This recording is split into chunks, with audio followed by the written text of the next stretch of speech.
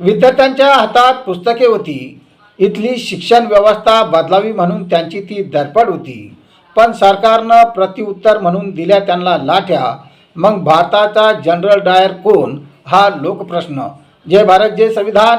मी प्रवीण कुमार काकडे व आपण बघत आहात लोकप्रश्न न्यूज महाराष्ट्र. दिल्ली येथील 20 जुलै 2026च्या दिवसाची बरोबरी 107 वर्षापूर्वी म्हणजे 13 एप्रिल 1919 रोजी ब्रिगेडियर जनरल रेजिनॉल्ड डायरची आठवण करून देते. पंजाबच्या अमृतसर येथील जालियनवाला बागेमध्ये बैसाखी सणानिमित्त 10,000 स्त्री पुरुष बागेमध्ये उत्सव साजरा करण्यासाठी जमले असताना निरपराध जनतेवर ब्रिगेडियर जनरल रेजिनॉल्ड डायरने बेछूट गोळीबार केला. 1,000हून अधिक माणसे मृत्युमुखी पाडली. स्वतंत्र भारताची राजधानी नवी दिल्लीमध्ये 20 जुलै 2026 रोजी याच घटनेची पुनरावृत्ती झाली. नीट व विविध स्पर्धा परीक्षांचे फुटत असलेले पेपर, शिक्षण मंत्र्यांची अकार्यक्षमता, 28 ते 30 विद्यार्थ्यांनी संपवलेले जीवन व या संदर्भाने शिक्षण व्यवस्था बदलावी व सुधारावी म्हणून केंद्रीय शिक्षण मंत्र्यांच्या राजीनाम्याच्या मागणीसाठी 20 जून ते 20 जुलै पर्यंत चाललेले उपोषणे व धरणे आंदोलन. जंतर मंतर ते संसद भवन दरम्यान सुमारे 1 लाख विद्यार्थी शांततेने शिक्षण मंत्री धर्मेंद्र प्रधान यांच्या राजीनाम्याची मागणी करत असताना संसद भवनावर न्याय मागण्या घेऊन येणाऱ्या विद्यार्थ्यांवर केलेला बेछूट लाठी हल्ला, अश्रुधुरांचा सर्रास वापर करून बॅरिकेडिंगच्या लावलेल्या तारेच्या कुंपणामध्ये विद्युत प्रवाह सोडून विद्यार्थ्यांवर केलेला अमानुष अत्याचार हा जालियनवाला बागेची आठवण करून देतो. भारताच्या इतिहासातील एक काळा दिवस म्हणून जालियनवाला बागेतील निशस्त्र जमलेल्या लोकांवर जसा इंग्रज अधिकारी जनरल डायरने अमानुष गोळीबार केला, त्या दिवसाचा प्रत्यय दिल्ली येथील 20 जुलै 2026 रोजी विश्वगुरू होण्याची स्वप्न पाहणाऱ्या आपल्या भारत देशातील दिल्ली येथे आलाय. प्रश्न एवढाच पडतो की ते विदेशी इंग्रज होते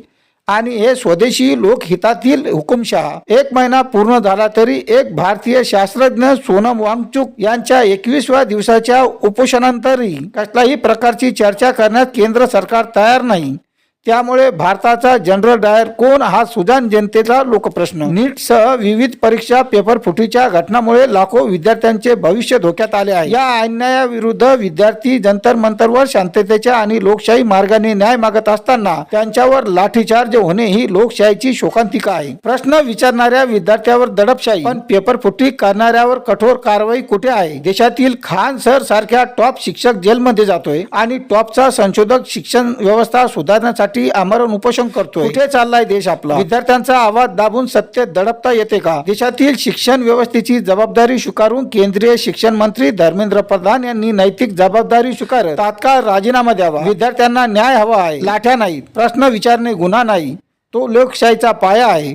पेपर फुटी थांबवा, विद्यार्थ्यांना न्याय द्या. भारतातील शिक्षण व्यवस्था सुधारावी म्हणून विद्यार्थ्यांवर लाठी नव्हे, दोषीवर कठोर कारवाई करा, अशी जनतेची मागणी अधिक तीव्र होत आहे.